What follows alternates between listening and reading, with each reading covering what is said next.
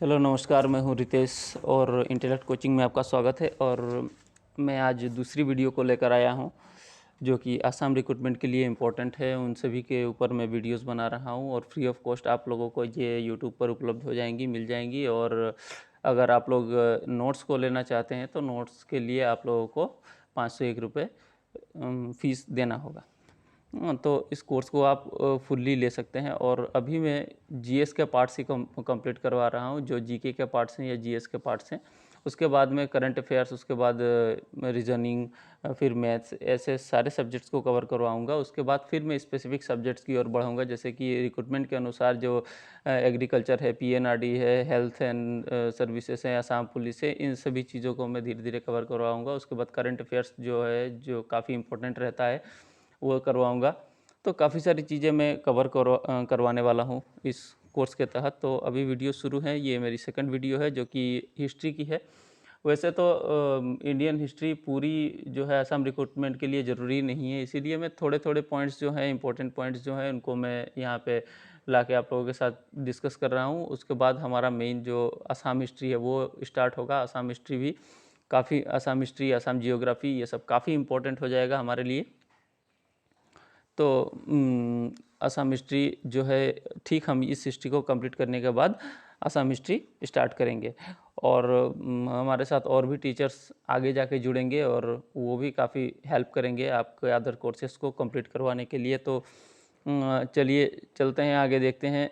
यहाँ पे हमारा लास्ट हमने करवाया था बुद्धिज़्म जैनिज़्म को ख़त्म किया था। उसके बाद हम लोग आ जाते हैं जो डायनेस्टीज़ थे, अलग अलग डायनेस्टीज़, मतलब अलग अलग वंश के राजाओं ने जो राज किया, उनके बारे में हम डिस्कस करेंगे। और ये काफ़ी इम्पोर्टेंट है। अगर आप सेंट्रल लेवल के किसी भी एग्ज़ाम को देने जाते हैं तो ये काफ़ी इम्पोर्टेंट रहता है और डिटेल्स में भी पढ़ना पड़ता है। तो मैंने यहाँ पे ज़्यादा डिटेल्स में लिया नहीं है क्योंकि ये असम के लिए बहुत ज़्यादा इम्पोर्टेंट है नहीं। फिर भी आप लोगों को जानना ज़रूरी है और जानने में काफ़ी इंटरेस्ट भी मिलेगा आपको।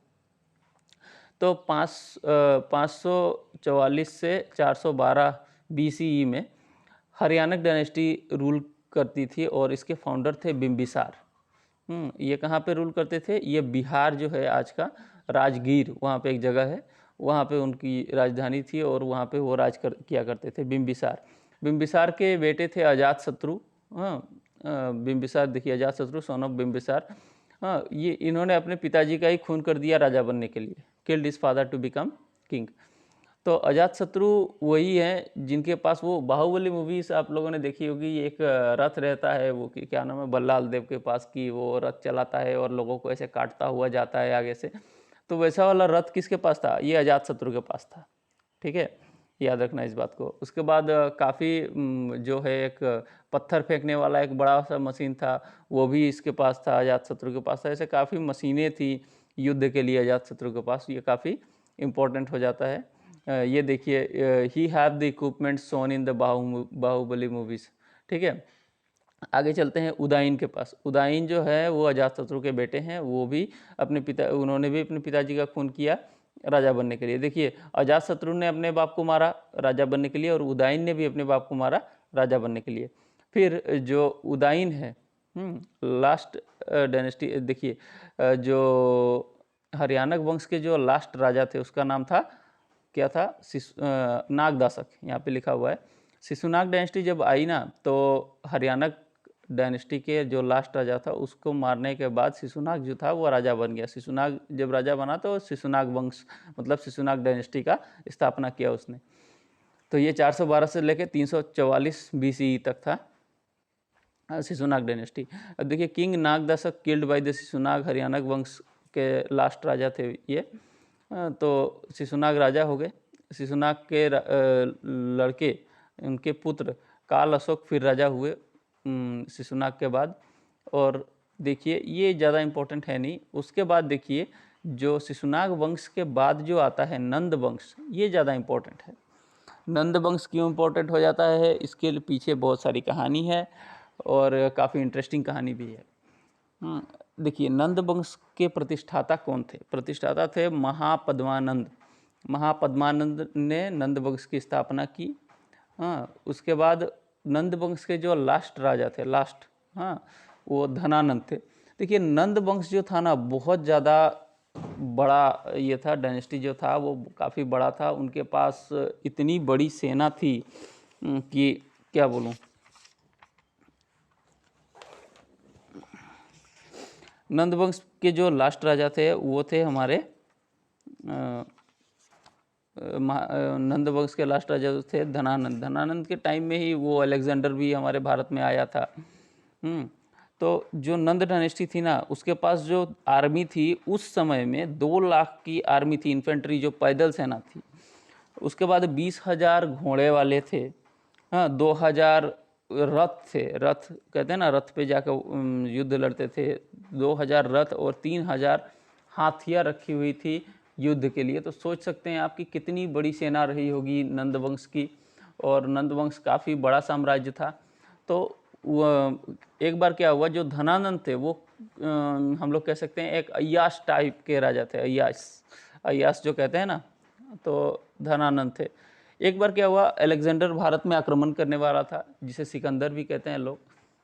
तो भारत में आक्रमण करने वाला था, कहाँ से, north west province, north west India जो था, जो कल बताया था सिंध के प्रोविंस में, जो पहले की वीडियोस में मैंने डिस्कस किया था, जो सिंधु सभ्यता थी उस साइड के रास्ते से ये घुसने वाला था। तो उस समय तो सिंधु सभ्यता नहीं थी, वो तो ख़त्म हो चुकी थी, लेकिन उस समय में अलग अलग राजा वहाँ पे थे। तो अलेक्जेंडर वहाँ से आने वाला था। तो उसको मतलब खबर मिलती है किसको, चाणक्य को। चाणक्य एक बड़े ज्ञानी थे, ब्राह्मण थे, हाँ। तो उनको ये खबर मिलती है। खबर मिलने के बाद वो गए धनानंद के पास कि कैसे अलेक्जेंडर को रोका जाए, ये सुझाव देने के लिए वो गए। काफ़ी इंपॉर्टेंट उन्होंने समझा राजा को बताना। तो वो गए, सुबह से शाम तक वहाँ पे बैठे रहे। कहा राजा अंदर व्यस्त हैं। तो अंदर राजा वो मदिरा पान कर रहे थे वगैरह, वो सब चल रहा था। तो फिर इनको गुस्सा आया और अंदर वो गए, जाके बोलने लगे कि आप कैसे राजा हैं, आपके राज्य पर संकट आने वाला है और आप ऐसे कर रहे हैं। तो धनानंद जो था वो उन्होंने क्या किया, चाणक्य को, उनको जो होती है ना ब्राह्मणों की, जो देखिए सर के पीछे एक चोटी हुआ करती थी, अभी भी होती है, बहुत सारे ब्राह्मण जो हैं वो रखते हैं। तो उन्होंने क्या किया, पकड़ के चोटी को उनको महल से बाहर निकाल दिया। ठीक है। तो उन्होंने कसम खाई कि देखो, अगर जब तक मैं तुम्हारा साम्राज्य का विनाश नहीं कर दूं तब तक मैं अपनी चोटी को नहीं बांधूंगा, ऐसा प्रण लिया। उसके बाद वो गए। जाने के बाद क्या हुआ, उन्होंने एक लड़के को लिया और उनको उन्होंने ट्रेंड किया। ठीक है, ट्रेंड करना शुरू किया हर विद्या में, जैसे कि युद्ध विद्या है, उसके बाद पॉलिटिकल कह सकते हैं हम, पॉलिटिकल साइंस, एडमिनिस्ट्रेशन जो भी है उन्होंने सिखाया उसको, हाँ, कूटनीति, राजनीति, सभी विद्या को उन्होंने सिखाया। और उसके बाद वो धनानंद के साथ युद्ध हुआ और धनानंद हारा। और उसके बाद उनका जो शिष्य था, कौटिल्य का, विष्णुगुप्त का, चाणक्य का, जो भी है, ये तीनों नाम उन्हीं के हैं, विष्णुगुप्त, चाणक्य और कौटिल्य, ये तीनों नाम उन्हीं के हैं। उन्होंने क्या किया कि चंद्रगुप्त को भेजा, युद्ध किया और धनानंद को हरा के चंद्रगुप्त मौर्य राजा बने। तो चंद्रगुप्त मौर्य जब राजा बने तो चंद्रगुप्त मौर्य ने मौर्य वंश की स्थापना की। देखिए, Chandragupta Maurya was the founder of the Maurya dynasty. ठीक है। उसके बाद देखिए, name of his son, Chandragupta Maurya के जो लड़के थे उनका नाम था बिंदुसार। ठीक है। बिंदुसार जो थे वो काफ़ी जैनिज़्म के प्रति काफ़ी अट्रैक्टेड रहते थे, हाँ, जैन धर्म के प्रति। और बिंदुसार के कहा जाता है कि 100 लड़के थे, 100। ठीक है। उसमें से अशोक भी एक थे। और उन्होंने ऐसा कहा जाता है कि उन्होंने अपने 99 भाइयों को मारकर वो राजा बने थे। चंड अशोक कहते हैं, हाँ, सम्राट अशोक कहते हैं। तो उन्होंने अपने 99 भाइयों को मारकर वो राजा बने। तो अशोक जो थे वो किसके, चंद्रगुप्त मौर्य के नाती थे। वो काफ़ी पराक्रमी थे, बहुत इफ़ेक्टिव राजा हुए। और बाद में कलिंग के युद्ध के बाद उन्होंने युद्ध को छोड़ दिया और बुद्धिस्ट बन गए। उसके बाद उन्होंने राजपाट नहीं छोड़ा, राजपाट चलता रहा, लेकिन उनकी जो वार स्ट्रेटेजी थी, जो फॉरेन रिलेशंस थे, वो काफ़ी उन्होंने सुधार किया और क्या कहते हैं, नॉन वायलेंस की तरफ आगे बढ़े। ठीक है। और जो चाणक्य थे चंद्रगुप्त मौर्य के टाइम में, उन्होंने एक बुक लिखी थी, हाँ, उस बुक का नाम था अर्थशास्त्र। ठीक है। एक बुक लिखी थी उन्होंने। उन्होंने एक बुक लिखी अर्थशास्त्र, जो एडमिनिस्ट्रेशन के काम में आता था। एडमिनिस्ट्रेशन क्या होता है कि कैसे राजपाट चलाना है, क्या पॉलिटी होगी, क्या स्ट्रेटेजी होगी, किसको कौन सा कार्य करना है, कैसे करना है, कब करना है, हर चीज़ की एक अच्छे से, ये देखिए इम्पोर्टेंट हो जाता है क्वेश्चन के लिए कि अर्थशास्त्र बुक किसने लिखी थी। और काफ़ी बार ये क्वेश्चंस आ चुके हैं, काफ़ी सारे एग्जाम्स में आ चुके हैं। तो ये इम्पोर्टेंट पॉइंट है, ये आप लोगों को नोट कर लेना है।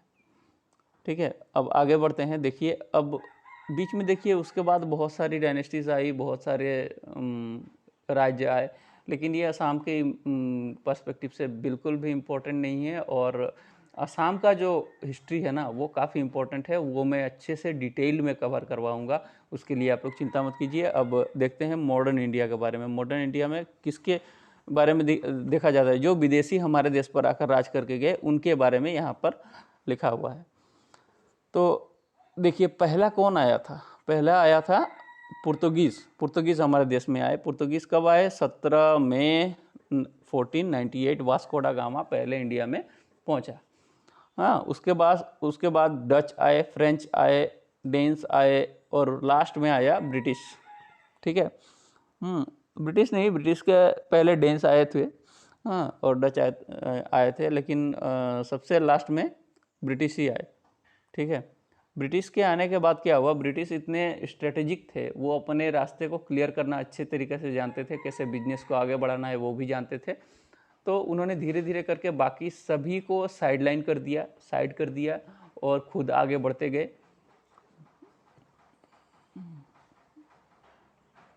बाकी साइड को साइडलाइन करने के बाद वो अपना वो जो क्या कहते हैं सब्सिडरी अलायंस की शुरुआत की। एक्चुअली सब्सिडरी अलायंस की शुरुआत जो है वो फ्रेंच ने की थी। तो सब्सिडरी अलायंस क्या होता था? सब्सिडरी अलायंस हो गया कि किसी राजा के पास चले गए, उसको किसी राज्य के साथ दुश्मनी है, तो कहेंगे हम आपको उनसे सुरक्षा देंगे, हाँ हम आपको उनसे सुरक्षा देंगे, आप क्या करो हमारे आर्मी को अपने यहाँ डिप्लॉय कर दो। वो हो गया सब्सिडरी अलायंस। अब किसी का अगर डिफेंस छीन लिया जाए तो वैसे तो वो आदमी वैसे ही निहत्था हो जाएगा, ठीक है ना।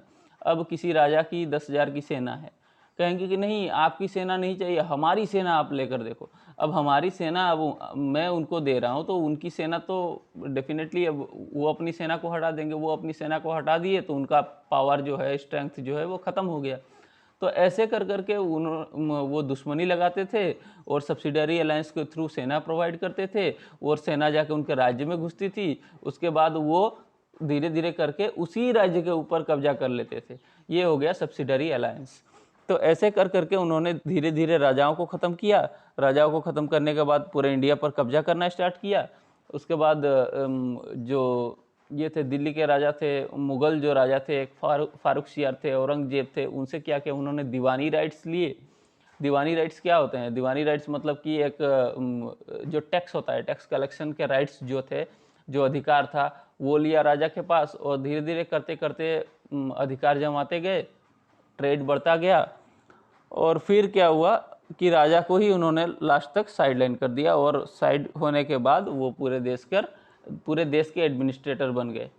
ठीक है, हाँ एडमिनिस्ट्रेटर बन गए। तो जो सब्सिडरी अलायंस था ना, सब्सिडरी अलायंस में उन्होंने एक नया नियम शुरू किया था।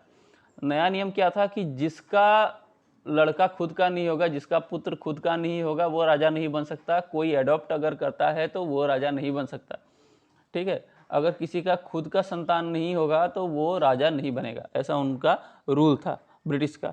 तो इसमें काफ़ी सारे सब्सिडरी अलायंस में काफ़ी सारे राज्य जो थे वो चले गए ब्रिटिश के अंडर में। जैसे कि झांसी की रानी लक्ष्मीबाई, वो सब्सिडरी अलायंस के विरुद्ध में ही उन्होंने उतना लड़ाई किया, काफ़ी वो वीर गति को प्राप्त हुई। चलिए तो आगे देखते हैं।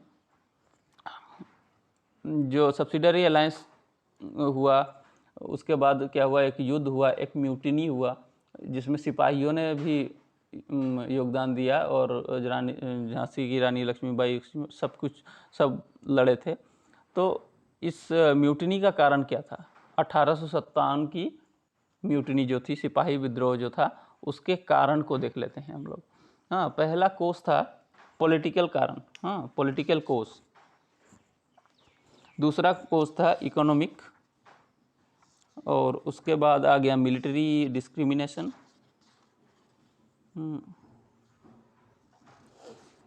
Military discrimination. फिर आया हम लोगों का रिलीजियस डिस्क्रिमिनेशन।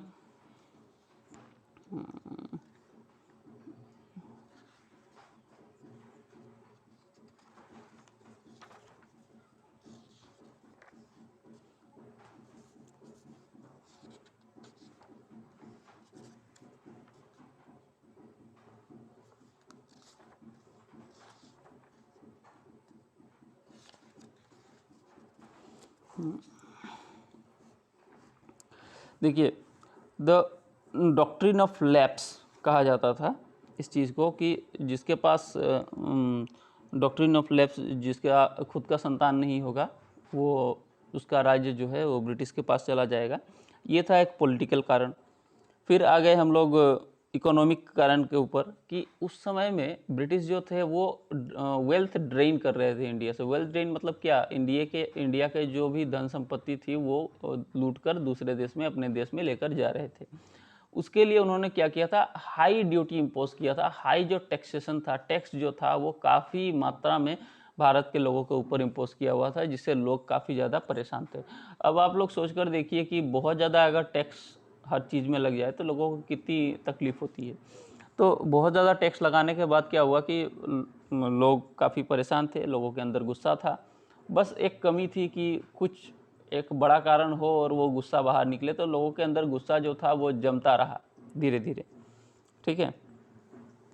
तो उसके बाद क्या हुआ कि इकोनॉमिक कारण ये भी एक था कि भारत के जितने भी प्रोडक्ट्स थे, भारत के जितने भी कंपनीज थी, भारत की जितनी भी फैक्ट्रीज थी, बहुत बड़ी बड़ी फैक्ट्रीज तो नहीं थी, लोग जो भी खुद से बनाते थे वही सारी चीज़ें थी। एक समय में भारत के ही कपड़े पूरी दुनिया में बेचे जाते थे, भारत के ही जो मसाले थे पूरी दुनिया में बेचे जाते थे, ईंटें बेची जाती थी, काफ़ी सारी चीज़ें जो हैं इंडिया से बाहर जाती थी, एक्सपोर्ट होती थी और वो बेची जाती थी। और ब्रिटिश के आने के बाद वो सारी चीज़ें बंद हो गई और इंडिया के जो भी क्राफ्ट्समैन थे, उसके बाद इंडिया के जो भी टेक्सटाइल इंडस्ट्रीज थी, सब कुछ बर्बाद हो चुका था। तो वो बर्बाद होने के बाद क्या हुआ कि यहाँ पे एक इकोनॉमिक जो कारण था वो काफ़ी आक्रोश लोगों के अंदर जमा हो गया और वो भी एक म्यूटिनी का कारण बनी बाद में जाके। म्यूटिनी मतलब विद्रोह का कारण बनी, रिवोल्ट का कारण बनी बाद में जाके। मिलिट्री डिस्क्रिमिनेशन भेदभाव कैसा भेदभाव मिलिट्री के ऊपर, जो भी अंग्रेज सिपाही थे उनको काफ़ी अच्छी सुविधाएं मिलती थी वहाँ पे। उनको अच्छा रहना, अच्छा खाना, सब कुछ अच्छा, अलाउंस मतलब अच्छा वेतन सब कुछ मिलता था, सैलरी वैलरी सब कुछ अच्छी थी। और जो इंडियन वहीं पे जो सेना थी उनको अच्छा खाना नहीं मिलता था, उनसे बहुत ही घृणित काम जो कि गंदे काम थे वो सब करवाए जाते थे उनसे। और वो अगर बाहर जाते थे तो उनको अलग से अलाउंस नहीं मिलता था, वो जो चिट्ठियाँ भेजते थे उसके ऊपर भी टैक्स लगा दिया गया था। तो काफ़ी सारी जो परेशानियाँ थी वो सिपाहियों को मिलने लगी। उसके बाद आ गया रिलीजियस डिस्क्रिमिनेशन। अब रिलीजियस डिस्क्रिमिनेशन क्या हुआ कि सेना के जो भी लोग थे वो पगड़ी नहीं लगा सकते थे, वो टीका नहीं लगा सकते थे, वो कोई भी धार्मिक चीज़ें अपने शरीर पर नहीं पहन सकते थे। ये तो काफ़ी प्रॉब्लमेटिक बात हो गई। ठीक है ना। अब हुआ क्या कि लोगों को ऊपर वो भी एक गुस्सा था कि चलो कैसे, अब एक आदमी अगर तिलक नहीं लगाएगा, एक हिंदू है वो तिलक नहीं लगाएगा, एक मुसलमान है अपनी वो टोपी नहीं पहनेगा, या शरीर पे कोई ताबीज़ वगैरह कुछ नहीं लगाएगा, कोई अगर सिख है तो अपनी पगड़ी नहीं पहनेगा। हाँ, वो अपना वो होता है ना, उनका बहुत सारी चीज़ें हैं ऐसे धार्मिक चीज़ें जो लोग अपनी पहनते हैं, वो उनका परिचय है, वो अपना आइडेंटिटी के हिसाब में वो अपना सब कुछ एक सिंबलाइज करते हैं। तो ये सब चीज़ें मतलब नहीं रख सकते थे। तो ये भी एक मतलब गुस्से का कारण बनी उस समय में। लास्ट में आ गया एनिमल फेट असल्ट राइफल। अब एक असल्ट राइफल आया जिसमें कहा गया कि मतलब ऐसा अभी तक श्योर नहीं है, इस बात को बहुत ज़्यादा झुठलाया भी गया है और कहा जाता है कि नहीं ऐसा नहीं था, लेकिन बहुत ज़्यादा उस समय में बातें चलती थी कि जो भी नया असल्ट राइफल आया है उसको, उसकी गोली को जो है वो दांत से फाड़कर फेंकना पड़ता था और उसमें एनिमल की चर्बी थी। एनिमल मतलब कि पिग, उसके बाद कैटल, इस सब की चर्बियाँ उसमें डाली गई थी। तो ये काफ़ी कंट्रोवर्शियल होगी। जो हिंदू समाज थे वो भी इसका विरोध करने लगे, जो मुसलमान समाज थे वो भी इसका विरोध करने लगे, जो लोग सेना में थे उन्होंने मना कर दिया कि नहीं, हम इस राइफ़ल को नहीं चलाएंगे। हाँ, तो उसमें एक मंगल पांडे नाम के एक सैनिक थे। हाँ, ये बराकपुर एक जगह है वहाँ पे। तो वहाँ पे उन्होंने क्या किया कि उनको जब पता चला कि नहीं, जो असल्ट राइफल जो मुझसे चलवाया गया है उसमें एनिमल की चर्बी थी, अब तो मेरा धर्म चला गया। तो ऐसा उस समय में देखिए, उस समय में क्या, कभी भी अभी भी एक चीज़ आप देख सकते हैं, धर्म को लेकर काफ़ी लोग सेंसिटिव होते हैं और बहुत ज़्यादा सेंसिटिव होते हैं, और जिसका फ़ायदा पॉलिटिकल पार्टीज़ को भी काफ़ी होती है। तो चलिए, इस सब में पढ़ने की ज़रूरत नहीं, तो आगे बढ़ते हैं। देखिए, धर्म के नाम पर उस समय में क्या हुआ कि वो काफ़ी ज़्यादा गुस्सा में आ गए मंगल पांडे जी, और मंगल पांडे जी ने क्या किया, जाके अपने ऑफिसर को गोली मार दी। ठीक है, अपने ऑफिसर को गोली मारने के, उन्होंने गोली कब मारी थी? उन्होंने गोली मारी थी मार्च 29, 1857। मार्च 29, 1857 को उन्होंने क्या किया, अपने बड़े ऑफिसर को गोली मार दी, और गोली मारने के बाद वो मर गए। अब मंगल पांडे को पकड़ा गया और ले जाकर क्या किया गया, जेल में बंदी बना दिया गया, और बाद में जाकर उनको फांसी भी दे दी गई। ऐसा हुआ। फिर क्या हुआ, एक पूरा कंपनी थी, एक कंपनी ने क्या किया कि बाद में 1-2 महीने बाद, शायद यहाँ पे मार्च है ना, अप्रैल मई की बात है शायद, मई महीने में क्या हुआ कि एक पूरी कंपनी ने मना कर दिया कि नहीं, हम इस असॉल्ट राइफल को नहीं चलाएंगे। इसको चलाने से क्या होगा कि हमारा धर्म इसे नहीं मानता कि नहीं, हम इसे असॉल्ट राइफल को चलाएं और दांत से पकड़ें जिसमें एक एनिमल की चर्बी है।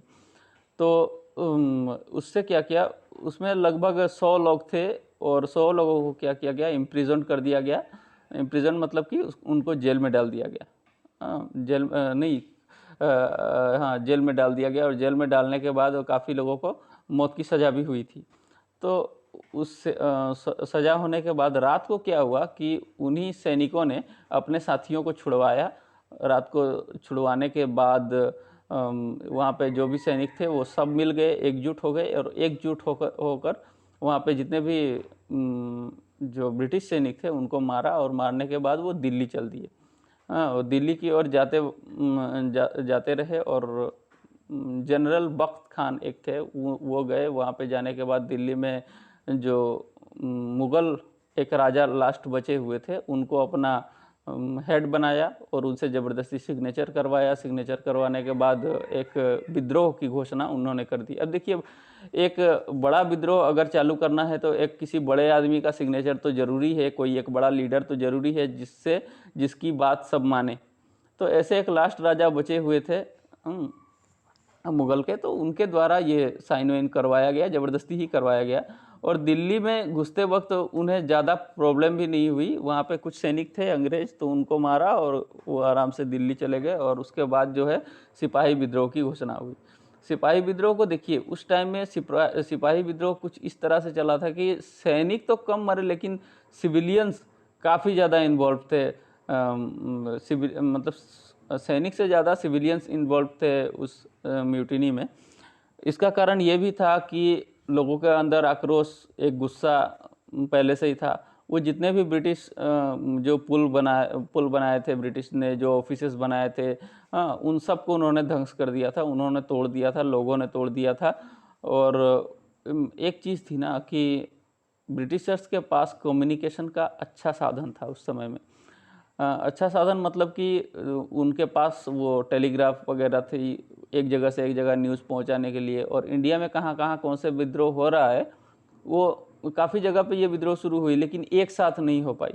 इसीलिए क्या हुआ, इंडिया में ये विद्रोह जो था वो फेल हो गया। और उसके बाद क्या हुआ, ये विद्रोह को तो किसी तरह कंट्रोल कर लिया अंग्रेज़ों ने, लेकिन वो समझ गए थे कि इंडिया में अब इस तरह से मनमानी नहीं कर सकते, और मनमानी करेंगे तो उसका फल उन्हें भुगतना पड़ेगा। तो ऐसे करके क्या हुआ कि एक सिपाही विद्रोह अंग्रेज़ों को डराने में सफल रही। उसके बाद क्या हुआ, धीरे धीरे करके अंग्रेज़ों ने बहुत सारे सुधार किए एडमिनिस्ट्रेशन में कि नहीं, लोगों को ऐसा गुस्सा नहीं आना चाहिए। फिर उन्होंने ऐसा नियम बनाया कि नहीं, अब से हम कोई भी इलाका नहीं हड़पेंगे। लोगों को रिलीजियन के नाम पर कोई भी दुख नहीं देंगे। ऐसा बहुत सारी चेंजेस हुई। और उसके बाद क्या हुआ, जो ईस्ट इंडिया कंपनी थी ना, ईस्ट इंडिया कंपनी के जितने भी अधिकार थे वो ब्रिटिश गवर्नमेंट ने ले लिए पूरी तरह से। उसके बाद वो कंपनी राज चला गया, कंपनी राज खत्म हुआ और ब्रिटिश डायरेक्ट रूल करने लगे इंडिया के ऊपर, और इंडिया डायरेक्टली पार्ट हो गया ब्रिटिश का, ठीक है, इंग्लैंड का पार्ट हो गया था। उस समय में कहा जाने लगा कि इंडिया जो है वो इंग्लैंड की एक कॉलोनी है, कॉलोनियल रूल कहते थे उसको, ठीक है। तो आज का वीडियो यहीं पे ख़त्म करते हैं। काफ़ी कुछ आप लोगों को सीखने को मिला होगा, और इस वीडियो को लाइक ज़रूर कीजिएगा, सब्सक्राइब कीजिए और फैला दीजिए इस वीडियोस को। जिनको भी ऐसे रिक्रूटमेंट्स की वीडियोस चाहिए, जो तैयारी कर रहे हैं स्पेसिफिक एग्ज़ाम्स की, उनके लिए काफ़ी इम्पोर्टेंट होगी, उनको फैला दीजिए। और जो भी लोग ये हैंड रिटन नोट्स जो बाइलिंगुअल हैं, 2 लैंग्वेजेस में हैं, जिनको पढ़ने के बाद आपको लैंग्वेज की कोई प्रॉब्लम्स नहीं होगी, ऐसे नोट्स को अगर आप लोग लेना चाहते हैं तो 501 रुपये कोर्स का फ़ीस है, उसको पे करके आप लोग इस नोट्स को ले सकते हैं।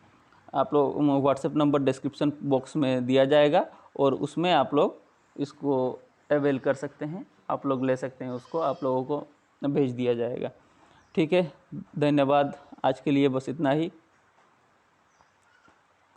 फिर दूसरे वीडियोस को लेकर मैं कल हाजिर हो जाऊंगा आप लोगों के लिए।